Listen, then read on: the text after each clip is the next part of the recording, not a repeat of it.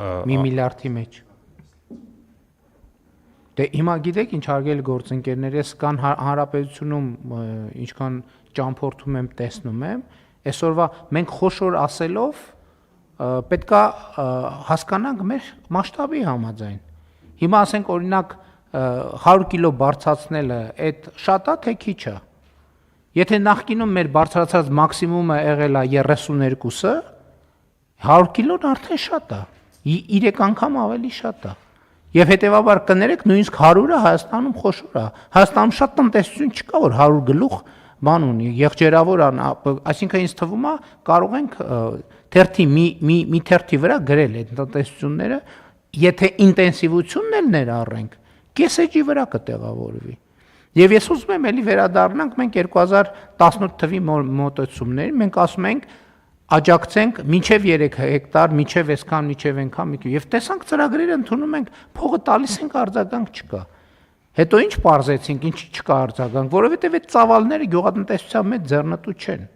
Նույնիսկ աջակցությամբ ոչ մեկ չի ուզում այդքան ներդրում անի, եթե նույնիսկ տեքստով կարդում ես, ասում ես, վայ, այս ինչ հրաշք ծրագիր են կարել, բայց գետնի վրա այդպես չի։ Բայց ես ուզում եմ հակառակն էլ ասեմ։ Այսօր տեսեք, մենք գնում ենք տարբեր ինտենսիվ բաներ, ինտենսիվ ջերմոցներ, ինտենսիվ տնտեսություններ եւ այլն,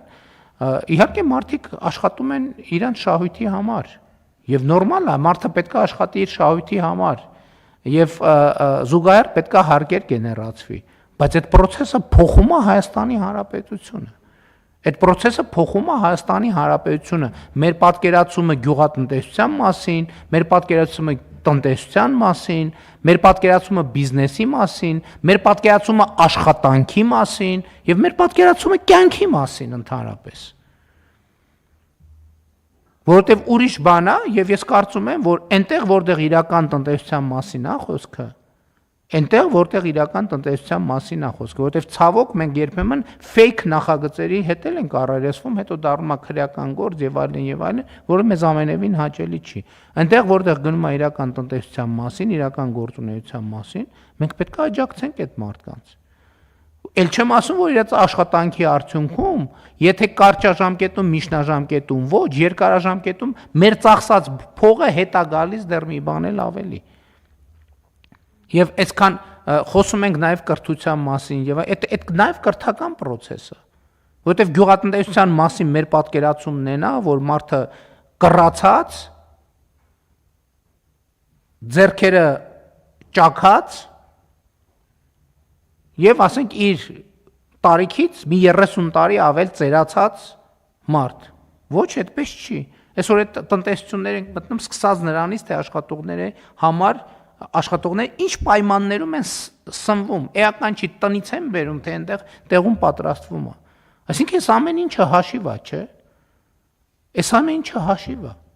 Եվ մենք պետք է գնանք միանշանակ աջակցության ճանապարհով, որովհետև եթե մենք մեր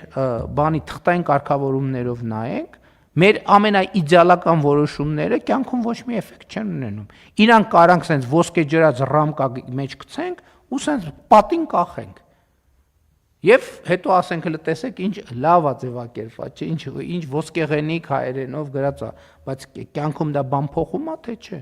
Մենք պետք է գնանք կյանքի հետևից, կյանքի այն ինչ որ իրական պահանջ ունի, բայց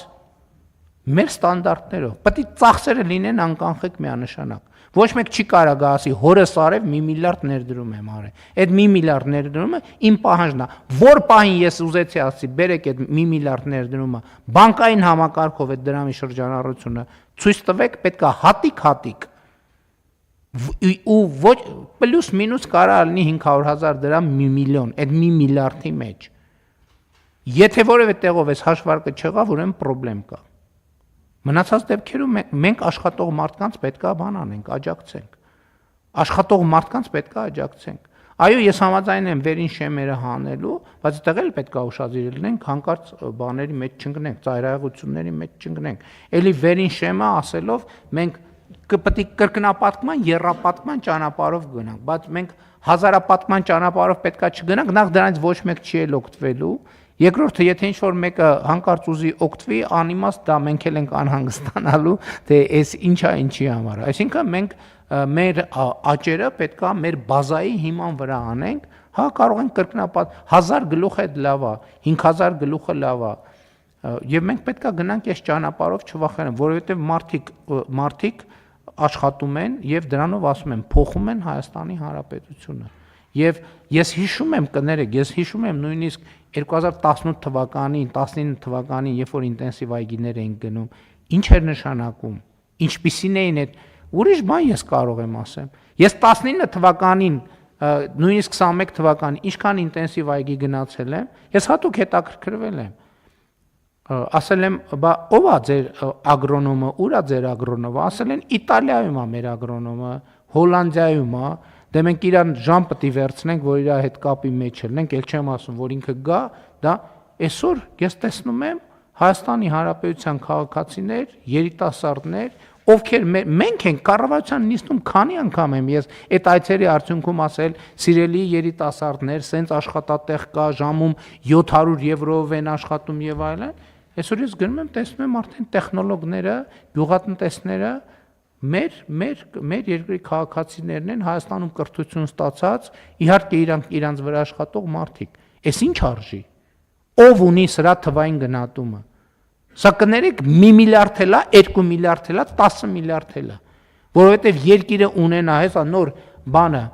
դա նույն ճանապարհն է, ինչ հիմա ավիացիայի մասին ենք ասում, նույնը գյուղատնտեսության ինտենսիվ այգեգործության ոլորտում է եղել։